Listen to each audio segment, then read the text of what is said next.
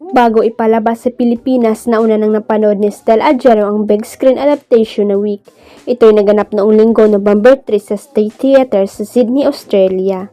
Sa pamamagitan ng Instagram, masayang ibinandar ng SB19 member ang ilang litrato niya sa Australian premiere ng nasabing fantasy musical film na pinagbibidaan ni Ariana Grande at Cynthia Erivo. Lubos din siyang nagpasalamat sa Universal Pictures Philippines dahil siya ang napiling magpunta sa event.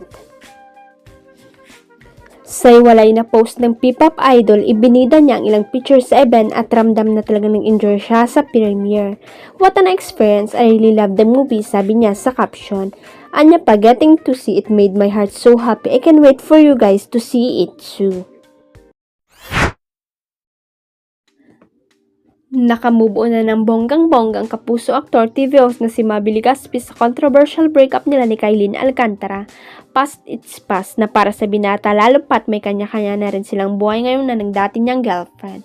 Balitang single na single pa rin ngayon ang anak ni ng Carmina Villaruel at Soren Legazpi, habang super happy na si Kylene sa kanyang rumored partner na si Kobe Paras.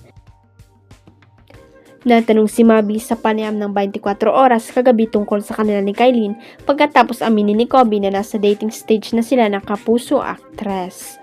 The person happy, I'm happy. Let's end the year on a good note na peaceful. What's done is done. Also, in lahat naman masaya ang positibong payag ni Maby. Nang mausisa kung nagkita na ba sila uli ni Kylene, ang sagot ni Maby, I've always been civil. At the end of the day, we're all just looking for happiness in our life. Huwag kalimutang i-click ang subscribe button at i-ring ang notification bell para sa latest at legit chika updates.